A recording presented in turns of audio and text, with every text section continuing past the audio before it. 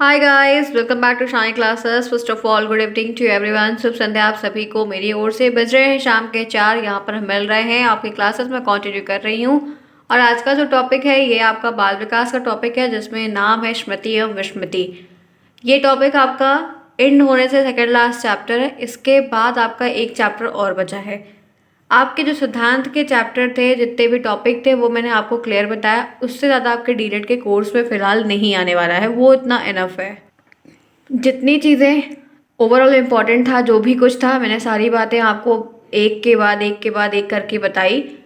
Syllabus broad है, पूरे प्रश्न हर जगह से नहीं आते हैं, ये बात ध्यान रखिएगा। जो बहुत बार रिपीटेबल है वो आता है। सीरीज अगर आप में से किसी ने नहीं लिया ज़रूर ले लीजिएगा, आपको हेल्प करता है। जो चैप्टर आपने पढ़ लिया है उनसे संबंधित प्रश्नों को देखिए, समझने का प्रयास करिए कि क्या प्रश्न बन सकता है। मैंने ये बात हमेशा पढ़ते वक्त बताई है कि इसका ऑब्जेक्टिव बन सकता है, इसका क्या बन सकता है। इसका एक आइडिया आपको लग पाया होगा मेरे साथ पढ़ते पढ़ते। तो फ्रेंड्स, आपका जो सारा सब्जेक्ट, जितना भी 8 सब्जेक्ट है, मैंने सब पढ़ा दिया। सिर्फ बाल विकास पेंडिंग में था, जो कि आज ये लास्ट चैप्टर का दूसरा है। अभी एक और बचा हुआ है, वो मैं आपको करवाऊंगी। वो मैथ से थोड़ा सा संबंधित है। तो सारे सब्जेक्ट हमारे फिलहाल के लिए हो गए हैं, बहुत प्रॉब्लम नहीं है। हमें सिर्फ रिवीजन करना। मैं 2 क्लास लेकर डेली आती हूँ। डीलेट फर्स्ट सेमेस्टर 2022 बैच के आप सभी नए हैं, और मैंने भी नई क्लासेस लगाई। पुराने वीडियोस आपको नहीं बोला कि आप पुराने करिए।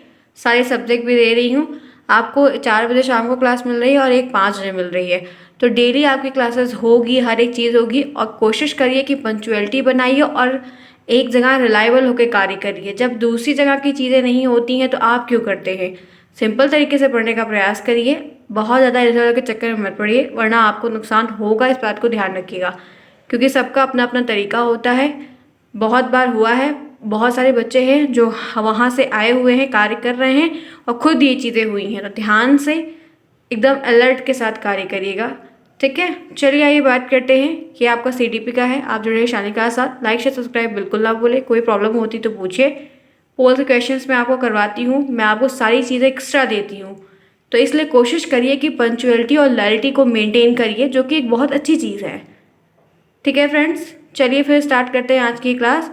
रात में 9 बजे मैं यूपी टेट की क्लास आप लोग के कहने पर स्टार्ट की हूँ, और वो क्लासेस मैं करती हूँ, लेकिन आप बंक मार रहे हैं। तो इस चीज़ को ध्यान रखिए। जो जो आप जैसा रिएक्शन करते हैं, उस चीज़ का रिस्पॉन्स भी देखने को मिलता है। तो वो आप कोशिश करिए कि एक के चक्कर में, कई लोगों के चक्कर में दूसरे का नुकसान ना हो। तो इसका थोड़ा ध्यान रखिए। प्रॉपर तरीके से आइए, पढ़िए। जब आपके लिए रूटीन मेंटेन किया जा रहा है तो आप भी रिस्पॉन्सिबल है किसी चीज़ को करने के लिए। आप 2.5 महीने से मेरे साथ टच पे हैं, तो इस चीज़ को ध्यान रखिए कि क्या करना है, कैसे करना है, क्या इंपॉर्टेंट है। ये चीज़ का रिस्पॉन्सिबल होना बहुत ज़रूरी है। समझ पा रहे हैं आप मैं क्या कह रही हूँ, किस वे में कह रही हूँ? आई होप जो समझदार है वो समझ जाएगा। चलिए इसी के साथ आगे बढ़ते हैं। फिलहाल के लिए देखते हैं टॉपिक क्या है। ये आपका चैप्टर है जो कि लास्ट है। क्या है टॉपिक में? स्मृति। स्मृति को हम इंग्लिश में मेमोरी कहते हैं, जो कि हम जानते हैं, और इसके बारे में आप हमेशा हम यूज़ करते हैं।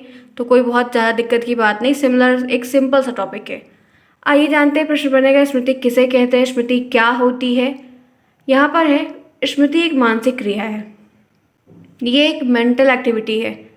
फिजिकल एक्टिविटी और मेंटल एक्टिविटी 2 वर्ड होता है। तो ये मेमोरी जो होती है वो एक मेंटल एक्टिविटी होती है। स्मृति का आधार अर्जित अनुभव है। अर्जित मतलब मेमोरी जो होती है वो अर्जित एक्सपीरियंस है, सीखा हुआ एक्सपीरियंस है। आइए इसी के साथ देखते हैं। मतलब कह रहा है कि स्मृति का जो बेस होता है वो आपका सीखा हुआ अनुभव होता है। इसका पुनः उत्पादन परिस्थिति के अनुसार होता है। ये चीज़ दोबारा तब होती है जब हमें उसे ज़रूरत होती है। सिचुएशन आई तो हमने उस चीज़ को रिमाइंड किया, अपने एक्सपीरियंस का इस्तेमाल करके कार्य को आगे बढ़ाया जब हमको ज़रूरत पड़ी। मतलब क्या है कि स्मृति एक ऐसी मानसिक प्रक्रिया होती है जिसके द्वारा मनुष्य अपने पूर्व अनुभव को मानसिक संस्कार के रूप में अपने अचेतन मन में कहीं रखता है। अचेतन मन का मतलब होता है अनकॉन्शियस माइंड। चेतन मन का मतलब होता है कि कॉन्शियस माइंड। तो हमारे माइंड में कहीं होता है, लेकिन हम वो तुरंत हमारी जुबान पर नहीं होता। जब हमें ज़रूरत पड़ती है तो हम उस चीज़ को रिकॉल करते हैं कि हाँ, हमने ऐसा कभी कुछ सीखा है या ऐसा कभी कुछ किया है, और आवश्यकता स्मृति की एक जटिल मानसिक प्रक्रिया होती है कि हमें नीड होगी तो हम उस चीज़ को खोजेंगे या लाने का प्रयास करेंगे जिसको हमने कभी किया है, ताकि हम अपने कार्य को आगे बढ़ा दें। आप कोई चीज़ पहले पढ़े हैं, जैसे आपने बहुत सारे सब्जेक्ट पढ़े हैं, हिंदी पढ़ा है, सोशल साइंस पढ़ा है, मैथ पढ़ा है, सब कुछ पहले पढ़ा है, लेकिन आप ये बात कहते हैं ना कि मैम पढ़े तो है लेकिन भूल गए।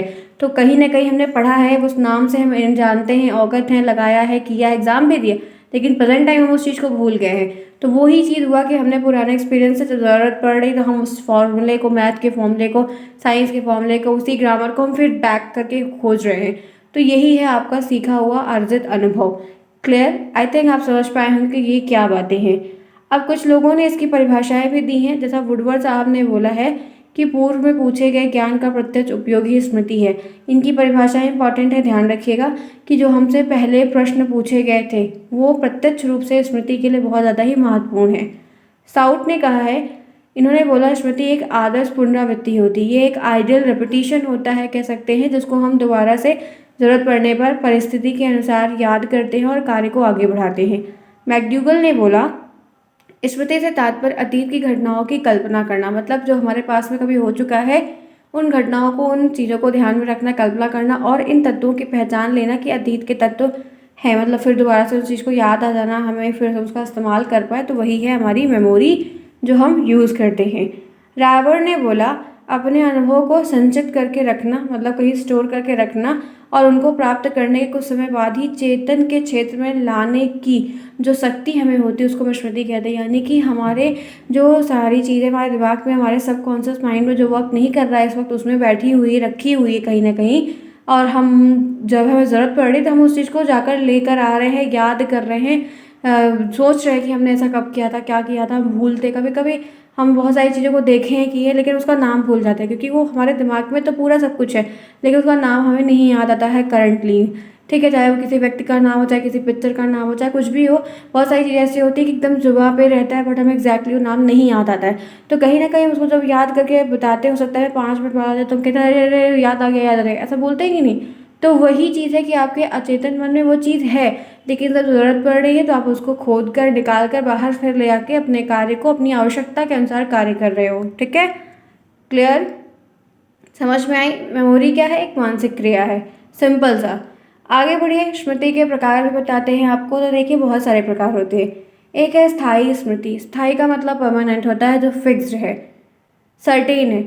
सीखी गई बातों को लंबे समय उपरांत बताने की क्षमता, मतलब आप कोई चीज़ सीखे और आपको लॉन्ग टाइम तक वो चीज़ याद है, माइंड में है, माइंडसेट में चल रहा है, तो वो स्थायी स्मृति है। ठीक है, एकदम परफेक्ट है कि हाँ एकदम कंसोलिडेट है, दैट मीन कि है, हमें वो चीज़ है, कॉन्फिडेंस है, उस चीज़ को हो जाएगा। दूसरा अस्थायी यानी कि अनसर्टेन, नॉन परमानेंट, टेम्प्रोरी। इसे लघु अवधि स्मृति भी कहते हैं, छोटी। इसको अल्प स्मृति भी कहते हैं कि आपको अल्प स्मृति, ये लघु से मुझे अभी याद आ गया कि टेट की पढ़ाई के दौरान अल्प लिखा रहता है, जो लघु लिखा हुआ है ना, इसको अल्प अवधि स्मृति भी कहा है, क्योंकि अल्प का मतलब या न्यून भी कह सकते हैं, जिसमें तनिक भर, छोटा भर, तो है कम समय। यानी कि इस प्रकार की स्मृति से तात्पर्य ये होता है कि थोड़े समय पश्चात विषय वस्तु को दोबारा दोहराना। हम उसको अगर एक सर्टेन अमाउंट ऑफ टाइम के बाद अगर नहीं रिपीट करते हैं, नहीं ध्यान रखते, तो वो हम भूल जाते हैं। तो ये परमानेंट जो होता है वो हमें काफ़ी लंबे समय तक, 3 महीने, 4 महीने, 6 महीने तक याद रहता है। लेकिन जो टेम्प्रोरी है वो हम उसको बहुत जल्द ही कह सकते हैं कि बहुत जल्द ही उस चीज़ को आसानी से भूल जाते हैं। ठीक है, आगे बढ़िए, इसी के साथ चलते हैं। भाषाई स्मृति, ये क्या होती है? यह स्मृति विचारों, सिद्धांतों, नियमों, तथ्यों को पुनः इस प्रस्तुति से संबंधित है, मतलब जिसमें हम अपने विचार्स को, अपने प्रिंसिपल्स को, नियम को, उनको याद कर रहे हैं, जिसमें आपकी विचार वगैरह, जैसे भाषा का ज़्यादा रोल हो उस चीज़ को।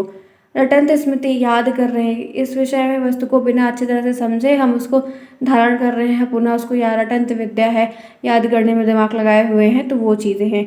तार्किक है, जिसमें हम तर्क वितर्क कर रहे हैं, किसी भी विषय वस्तु को अच्छी तरह से समझ कर सीखना और पुनः स्मरण करना। अगर हम कोई चीज़ को अच्छे से, रटना का मतलब है कि हम समझ नहीं रहे, बस रट्टा मारे जा रहे हैं, मारे जा, जो कि हम भूल जाते हैं। लेकिन तार्किक में बोलता है कि हम उस चीज़ को सोच समझ कर, ध्यान से, एकदम कॉन्सेंट्रेट होकर चीज़ को सीखते हैं, फिर ज़रूरत पड़ने पर हम याद कर लेते हैं, तो तार्किक होता है। निष्क्रिय है, इनएक्टिव, पूर्व अनुभव के अत्यधिक प्रयास अथवा क्रिया के द्वारा पुनः स्मरण करना निष्क्रिय स्मृति का मतलब बहुत ज़्यादा हमारे पुराने अनुभव है और हम बहुत अधिक प्रयास कर रहे हैं उस क्रिया को दोबारा से याद करने में, तो वो एक निष्क्रिय स्मृति कहलाएगी। सक्रिय क्या है, एक्टिव स्मृति क्या होती है ये जान लेते हैं। कह रहा है कि पूर्व अनुभव को बिना किसी प्रयास के पुनः स्मरण का मतलब हमें कोई ज़्यादा दिक्कत उठानी नहीं पड़ रही है और हमको ज़्यादा ज़रूरत पड़ती है तो हम क्विकली उसको याद कर लेते हैं। सो फ्रेंड्स, यहाँ तक बातें समझ में आए। आप देख सकते हैं 7 प्रकार इसमें है। मेनली आपको जो पूछा जाता है वो स्थायी और अस्थायी ही बहुत बार रिपीट हुआ है, जो बहुत बार आता है और हम यही याद रखते हैं, बाकी हमें भी खुद नहीं याद रहता है क्योंकि सर्टेन नहीं है। सिर्फ 2 चीज़ें पूछी जाती है कि स्थायी, एक परमानेंट, एक नॉन टेम्प्रोरी। तो हम इसको ही परिभाषाएं अक्सर पूछी गई हैं, तो ध्यान रखिएगा ये 2 ज़्यादा इंपॉर्टेंट है। बाकी है तो बहुत सारे प्रकार, वो सारे आएंगे नहीं सिंपल तरीके से। आइए इसी क्रम में आगे बढ़ते हैं। यहाँ तक स्मृति की बातें समझ में आई। आपको क्या क्या याद आ रहा है? कुछ चीज़ें याद आ रही है जो आप लोगों ने गोल गोल किया होगा, घपला मारा होगा? याद कर लो अपनी स्मृति में क्या क्या किया है, ठीक है। सबका हिसाब होगा। चलो आ जाओ। अब यहाँ पर स्मृति के अंग, इसमें कुछ अंग भी हैं जैसे सीखना। पहला अंग है सीखना। अंग का मतलब घटक, अंश, पार्ट कह सकते हैं। यह स्मृति का पहला अंग, सबसे मेन, सबसे पहला यही होता है हम किस बात को याद रखना चाहते हैं और उसको हम सबसे पहले सीखना पड़ेगा। मतलब क्या है कि हमको कौन सा बात याद रखना है जिसको हम सबसे पहले सीखें। मतलब क्या है पता है, जब हम जिस काम को हमको डेली के डेली बेसिस पे करना है, फिर हम उसको पहले सीखेंगे ना कि जो हमें कल काम आने वाला है उसको हम आज करेंगे। अब कल कोई पेपर है तो आप कोई दूसरा सब्जेक्ट थोड़ी पढ़ेंगे, वही पढ़ेंगे। तो वही चीज़ है कि हम यहाँ पर ये सोचते हैं कि हम किस बात को याद रखना चाहते हैं, उसको हमें पहले सीखना है। वो हमारे ऊपर डिपेंड करता है कि क्या चीज़ हम याद करके रखते हैं। क्या एक है स्मृति का दमन का सिद्धांत जो फ्रायड साहब ने दिया है। फ्रायड साहब का पूरा नाम है सिगमंड फ्रायड, ठीक है, सिगमंड फ्रायड। इन्होंने स्मृति का दमन का सिद्धांत दिया जो कि मैंने आपको नहीं पढ़ा है और इसलिए नहीं बताया क्योंकि आपके टेट में मतलब डीलेट में नहीं है। वो है विस्मृति का दमन का सिद्धांत। उन्होंने बोला कि विस्मृति आपके ऊपर डिपेंड करती है। आपका एक छोटा सा सब माइंड है, उस माइंड में अगर आप कचड़े डालोगे तो कचड़े ही आपको याद रहेंगे। अगर आप उसमें अच्छी सी चीज़ें डालोगे तो वो आपको अच्छी ही चीज़ें रिकॉल करके याद करके दिखाएगा। और उन्होंने ये भी बात उस सिद्धांत में बोली है कि जो चीज़ आप याद करना चाहोगे कि वो चीज़ आपके माइंड में रहे तो आपको वो याद रहेगी, और अगर आप उसको भूलना चाहोगे तो आप उसको जानबूझकर भी भूलने का प्रयास करोगे तो वो भूल जाओगे। तो वही है विस्मृति का दमन का सिद्धांत जो कि सिगमंड फ्रायड साहब ने दिया है। इसीलिए उनके बहुत सारे ऐसे सिद्धांत हैं, तो इसीलिए इन्होंने बहुत सारी किताबें भी लिखी हैं। उसको सर्वाइवल ऑफ द फिटेस्ट कहते हैं। सारी बातें बताऊंगी लेकिन यूपी टेट में, और यूपी टेट में तब बताऊंगी जब आप पढ़ाई करने वहाँ पर आएंगे, ठीक है फ्रेंड्स। तो 9 बजे की क्लास को मिस आउट ना किया करिए किसी और रीज़न से, ठीक है, क्लियर। चलिए, तो ये आपका सीखा हो गया, सीखना हो गया। दूसरा है धारण, जिसको कहते हैं रिटेंशन। मतलब स्मृति का दूसरा अंग जो सेकंड मोस्ट इम्पॉर्टेंट पार्ट है वो है सीखी हुई बात को मस्तिष्क में रखना। अगर हमने कुछ सीखा है तो उसको रखो। आपके घर में कोई चीज़ आ रही ज़्यादा हो गई तो रख दोगे ना, वेस्ट थोड़ी कर दोगे, फेंक थोड़ी दोगे, रखोगे उसको अगर वो स्टोरेबल है तो। जब हम किसी बात को सीखते हैं तो कुछ समय के पश्चात हमारे अचेतन में चले जाए। जब हम कोई चीज़ सीखते हैं और दोबारा हम नहीं ध्यान रखते हैं तो वो हमारे कहीं माइंड के कोने में चली जाती है जो हमें तुरंत याद नहीं आती। इस दशा में वह कितने समय तक रहती है और व्यक्ति का धारण शक्ति जो है वो निर्भर करता है कि वो कब तक उस चीज़ को अपने माइंड में रख कर याद कर पाता है। तो यही है आपके धारण, मतलब आपके उस चीज़ को समझ कर कार्य को लेकर चलने की, आपके माइंड में रखने की कैपेसिटी, ठीक है, कि आप कितने दिन तक या समय तक उस चीज़ को याद करके रख पा रहे हैं। अगर डेली डेली हम नई नई चीज़ों को करेंगे तो शायद हम चीज़ें भूलते भी जाएंगे क्योंकि हम रोज़ कुछ नया करते हैं। आगे चलिए, फिर यहाँ पर है पुनः स्मरण, रिकॉल। स्मृति का सबसे तीसरा अंग जो है, इसका अर्थ है सीखी हुई बात को चेतन मन में लाना। मतलब ये एक अच्छी क्वालिटी होती है कि हमने कोई चीज़ सीखी है और इतना क्विकली रिस्पॉन्स माइंड होता है कि हमें कोई ज़रूरत पड़े तो हमने उसको एक बार रिवाइंड किया अपने माइंड को और वो चीज़ सामने आ गई और हमने इसका प्रयोग कर लिया। तो जितना बढ़िया पुनः स्मरण होता है वो बहुत अच्छी चीज़ होती है जिसकी वजह से हम अपने काम को जल्दी जल्दी कर पाते हैं। पहचान को रिकग्निशन कहते हैं इंग्लिश में। मतलब ये स्मृति का चौथा एक अंग होता है। इसका मतलब है कि याद आने वाली किसी बात पर में गलती ना करना। मतलब हमने कोई चीज़ पढ़ी है, पहले सीखा है, पहली बार हम कोई चीज़ पढ़ते एक्सपीरियंस लेते हैं तो हमें गलतियाँ भी होती हैं, हम सही भी बहुत कम कर पाते हैं, गलतियाँ करते हुए सीखते हैं। तो जब दोबारा उस चीज़ को अगर हम कर रहे हैं तो हमको इतना आकलन कर लेना कि ये चीज़ हमने पहले कभी की थी, उसमें गलती हुई थी, अब हमें वो चीज़ गलती नहीं करनी है। तो यही होता है कि अपने पास के एक्सपीरियंस से सीखना। आप उसको जो या तो ये कहते हैं ना कि अपने पूर्वजों से सीखना, वो यही सारी चीज़ें होती हैं जो हम यूज़ करते हैं। क्लियर? यहाँ तक सभी को समझ में है? आई होप आपको समझ में आ रहा होगा। से यस एवरीवन। मुझे उम्मीद है कि सबको समझ में आएगा। सिंपल सिंपल बातें हैं जो कि हम डेली यूज़ करते हैं और ये स्मृति हमारा एक बहुत महत्वपूर्ण रोल प्ले करती है। अब इनके कुछ लक्षण हैं वो जानते हैं कि अच्छी स्मृति किसको कहा जाता है। शीघ्र अधिगम, ये स्मृति का मतलब है कि ये ऐसी होती है कि जब हमें, जैसे आप में, ये शीघ्र अधिगम का मतलब है कि कल आपने जो मेरे से पढ़ा वो आपको अगर मंडे को मैं पूछूं तो याद होना चाहिए। पूरा नहीं याद अगर रहता है, लाइन टू लाइन नहीं याद है, वो मैटर नहीं करता। अगर मैं उस टॉपिक से कोई भी बात पूछती हूँ तो कोशिश ये होनी चाहिए कि हाँ वो चीज़ पूछी जा रही तो आप उसको बताने के लिए कैपेबल हो। तो वही है शीघ्र अधिगम, जल्दी सीखना। उत्तम धारण शक्ति, एक उस चीज़ को कैप्चर करनी। जैसे आप में से बहुत सारे बच्चे ऐसे आते हैं डेली, इतनी सारी लड़कियां लड़के आते हैं। क्या सबकी शक्ल एक जैसी है? क्या सबकी कैपेसिटी एक जैसी? नहीं। उसी में से कुछ बच्चे बोलते हैं मैम धीरे बोलिए, मैम फिर दोबारा रिपीट कर दीजिए, नहीं समझ में आया, दोबारा देखेंगे, बहुत सारी बातें बोलते हैं। ठीक है, कोई बात नहीं, वो सब चलता है। लेकिन बहुत बच्चे होते हैं वो मेरी बात को ध्यान से सुनते हैं और चैट में दिमाग नहीं लगाते। चैट अगर ऑफ करके आप पढ़ेंगे, कोई ज़रूरत नहीं डेली गुड इवनिंग और गुड नाइट करने की। आप पहले पढ़ाई करिए, रिजल्ट के बाद कोई नहीं पूछेगा कि कौन सा गुड इवनिंग कौन सा नाइट है। उस दिन फिर सब ब्लैक एंड वाइट दिखेगा। तो इससे अच्छा है कि आप उस चीज़ को बंद करके अपने कार्य, जो बच्चा मेरी बात को एकदम पूरे प्रॉपर तरीके से सुनता आ रहा है वो एक बार में कैप्चर कर लिया तो उसकी धारण कैपेसिटी ज़्यादा अच्छी हुई। जो भी इसमें से करता है वो पूरी बात को समझ जाएगा कि आखिर इस मुद्दे में मैंने क्या बताया। फिर वो मेरी बात को ध्यान रखेगा, खुद से कुछ किताब से पढ़ेगा वो, और उसको पढ़ने के बाद जो समझ में आएगा वो उसके लिए बहुत ही अच्छा हो जाएगा। तो ये धारण कैपेसिटी का एक एग्जाम्पल है जो मैंने आपको ही बताया आपके ऊपर। शीघ्र पुनः स्मरण, जैसे बहुत सारे बच्चे हैं जो एकदम कॉन्शियस माइंड होकर मेरी बात को सुनते हैं, मेरे एग्जाम्पल सुनते हैं, रियल लाइफ के एग्जाम्पल सुनते हैं, तो वो एग्जाम में कॉपी में उसको उतार पाते हैं। क्योंकि जब सेंटर में बैठते हैं अगर वो टॉपिक आता है तो शायद कहीं ना कहीं अगर मेरी बात उन्होंने सुनी है तो वो बात आपको याद आती है। और मैं बात इसीलिए आम भाषा में बताती हूँ क्योंकि हमें आम भाषा, लोकल भाषा ज़्यादा याद रहती है। किताबी चीज़ें हमें नहीं, हमें किताबी कीड़ा नहीं बनना, एक्सपीरियंस लेना है चीज़ों को समझ कर।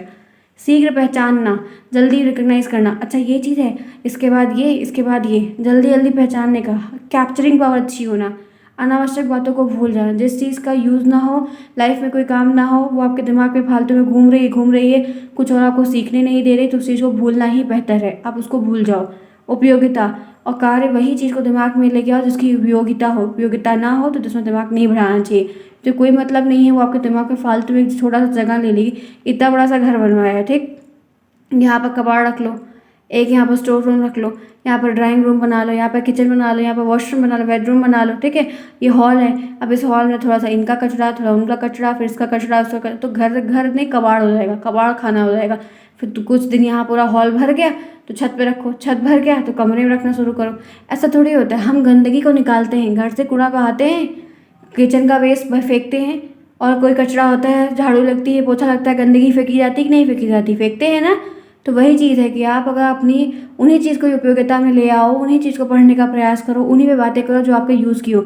ना बात यूज़ की हो तो मत करो, कोई ज़रूरत नहीं है। कार्य को समय के साथ आगे बढ़ो, समय निकल जाएगा और ये सारी चीज़ें यहीं रह जाएंगी, तो उसको ध्यान रखते हुए करना चाहिए। तो अच्छी स्मृति उसी की होती है जो इन चीज़ों को फॉलो करता है। अब आप लोगों में से अपने आप को देखिएगा कि या क्या आप इस लक्षण में आते हैं, क्या ये लक्षण आपके ऊपर सूट करता है, ठीक है। देखिएगा तो आप बहुत कुछ समझेंगे।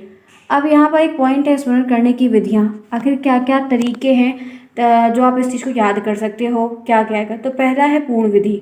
पूर्ण का मतलब है कंप्लीट, मतलब इसमें याद किए जाने वाले पाठ को आरंभ से लेकर अंत तक पढ़ा जाता है। पहले हम पूरा पढ़ लेते हैं। और यह विधि केवल छोटे और सरल पाठों और कविताओं के लिए होगी, लेकिन ये जो छोटे हैं, ये जो सरल पाठ है उन्हीं के लिए यूज़फुल होती है, कविताओं के लिए अच्छी होती है, सबके लिए नहीं। मैंने हमेशा जब भी मैं आपको स्ट्रेटजी बताती हूँ, मैं कभी कोई चीज़ है, कोई कोर्स है, पढ़ रही हूँ, कर रही हूँ, तो सबसे पहले मेरा एक फंडा रहता है कि मैं पूरी किताब हो या PDF हो या कुछ भी हो, शुरू से लेकर बिना समझते हुए नहीं, A to Z उसको मैं ख़त्म करती हूँ 3 दिन 4 दिन जैसा भी रहता है। अगर फ्री हूँ तो 3 4 दिन, नहीं तो हफ्ते लग जाते हैं। पूरा A to Z लेके ख़त्म कर लेती हूँ और कुछ नहीं समझती, सिर्फ उसको बड़ा करके रीड करती, एकदम रीड करती जाती, रीड करती। इससे क्या समझती हूँ, अच्छा ये चैप्टर है, ये चैप्टर है, ये चैप्टर है, ये चैप्टर है। उससे अंदाज़ा लग जाता है कि कौन सा चैप्टर ज़्यादा इंपॉर्टेंट है, और प्रश्न को देखी चलती हूँ। इसीलिए मैंने इन बच्चों को बोला कि जिन बच्चों ने नोट्स ली है वो पूरी नोट्स पढ़ डालें मेरे बिना पढ़ाने पहले, अब वो बच्चे जो यहाँ पर नोट्स लेकर हैं, पढ़ रहे हैं, बहुत सारे लोग होंगे, मुझे नहीं पता कौन है, तो जो भी लोग हैं इस बात को ध्यान रखना है कि आपको उस चीज़ आप समझ में वो ज़्यादा आ रही है कि जब मैं उस चीज़ को समझा रही हूँ। तो मैंने आप लोगों को खुद भी बोला, जिनके पास बुक्स है वो बच्चे पूरी बुक्स पढ़ डालें, सिर्फ पढ़ डालें, बाद में एक एक चैप्टर को समझें, तो आपका कॉन्फिडेंस भी बिल्ड हो जाएगा कि आपने पूरी बुक ख़त्म कर ली और आप समझ जाओगे। बाकी ये मेरी स्ट्रैटेजी थी, अब आप कैसे पढ़ते हो देख लो, ठीक है। तो यहाँ पर पूर्ण विधि का मतलब है कि हम शुरू से लेकर अंत तक पहले सब कुछ पढ़ लेते हैं और फिर उसके बाद याद करने का प्रयास करते हैं, ये चैप्टर पहले था उसके बाद ये था, तो वो शायद हमें याद करने में अच्छी हेल्प करता है। खंड विधि क्या होती है? इस विधि के द्वारा किए जो पाठ हैं उनको कई खंडों में बांट दो। जैसे मैथ, अलजेब्रा अलग, ज्योमेट्री अलग, मेंसुरेशन अलग। अलजेब्रा समझ रहे हैं ना, जिसमें ABCD आएगा। ज्योमेट्री आप समझ रहे हैं, जिसमें सर्किल वाला आएगा, सर्किल वाला पूरा आता है। और मेंसुरेशन में पैरामीटर्स वगैरह आते हैं। और अर्थमेटिक में आपका ये कैलकुलेशन, सिंप्लीफिकेशन, ये सब आता है। तो मैथ है, नाम है मैथ, उसके अंदर कितनी कैटेगरी हो गई। तो वैसे कोई चीज़ है उसको खंड में कर दो, टुकड़ों में कर दो, फिर वो चीज़ आपको याद रहेगी। और ये मेनली छोटे बच्चों के ऊपर है, तो क्योंकि वो ज़्यादा नहीं समझ पाते हैं, उनको हमको टुकड़ों में ही हर चीज़ को सिखाना होता है, जैसे कि कभी कभी मैं भी आपको सिखाती हूँ, बताती हूँ ना, बहुत सारी चीज़ें समझ में आ रही है बातें। आइए आगे बढ़ते हैं। लाइक करना बिल्कुल भी नहीं भूलिएगा। मुझे उम्मीद है कि ये क्लास बहुत अच्छी होगी, आपको समझ में आएगा। आगे बढ़ते हैं फ्रेंड्स, बढ़ते हैं। तीसरा है मिश्रित विधि, मिक्सचर वाली विधि। अब ये क्या है?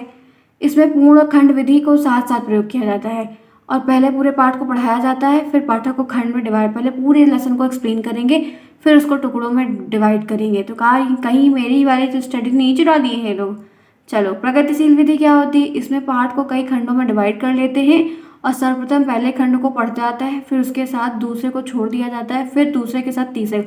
ये प्रगतिशील विधि का मतलब जानते हैं, अल्टरनेट। आज हम यहाँ पर बैठेंगे 3 नंबर की सीट पे, तो 4 को छोड़ के 5वें पे यहाँ जाएंगे। तो ये अल्टरनेट का भी सिस्टम कभी कभी स्कूलों में चलता है। अल्टरनेटिव रोटेशन होता है, क्लास रोटेशन होता है कि नहीं होता है, तो वही चीज़ है इसमें।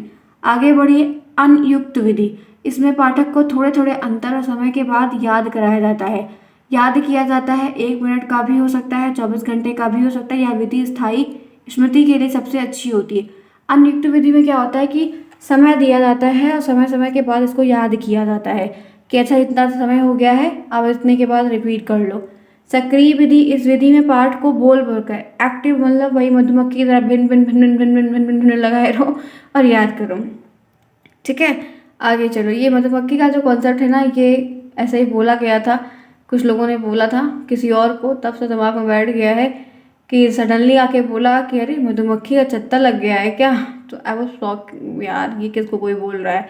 तब समझ में आया कि एग्ज़ाम है बच्चों का तो मधुमक्खी हो गए हैं, ठीक है। तो चलो कोई नहीं। निष्क्रिय विधि क्या होती है? इस विधि में पाठ को अपने मन के अंदर याद करना, अपने मन में, मन वाला ये अच्छा भी होता है। अंतहीन विधि, पाठ को याद करने के लिए समय का अंतर नहीं दिया जाता है। पाठ को याद करो, कोई अंतर नहीं है, कोई समय का बाउंडेशन नहीं है। स्वर विधि, सुर लय ताल छेड़ के याद करो, ठीक है। रटंत विधि क्या है? इस विधि में पाठ को पूर्ण रूप से याद कर लिया जाता है, पूरा चैप्टर ही रट्टा मार लिया जाता है। तो ये नाम ही है रटंत विधि, तो रटेंगे नहीं। क्रिया विधि क्या है? इसमें क्रिया को करके, जब आप करके कोई चीज़ सीख रहे हो तो वो शायद आपके स्मृति पटल में रहती है लंबे समय तक, आप उसको यूज़ कर पाते हो अपने समय के अनुसार। यहाँ तक बात फ्रेंड समझ में आई? तो आज मैं आपको स्मृति ही सिर्फ बताऊंगी, कल मैं विस्मृति बताऊंगी। आज मैं आपको सिर्फ मेमोरी बताऊंगी, कल मैं आपको भूलना बताऊंगी। तो फिलहाल देखिए, आज मैं आपको याद करना सिखा रही हूँ, कल मैं आपको भूलना सिखाऊंगी कि आप भूलो कैसे, ठीक है। नहीं, मजाक कर रही हूँ, चलो कोई बात नहीं। ये क्लास यहीं करते हैं ओवर। टॉपिक अच्छा था, क्लास मैंने यहाँ पर दी, इस समय 24 मिनट हो रहा है। अब ये इतना है फ्रेंड्स, इतनी क्लास। नेक्स्ट क्लास आपको 5 बजे मिलेगी, टाइम पर आइए, देखिए, पढ़िए, सीखिए। कोई प्रॉब्लम होती है तो पूछिए। जितना आप क्लियरेंस करेंगे उतना आपके लिए बेस्ट रहेगा। बेस्ट से बेस्ट तरीके से पढ़ने का प्रयास करिए। कोई प्रॉब्लम होती है तो बताइए। मिलते हैं नेक्स्ट में, तब तक के लिए take care, bye bye, see you soon.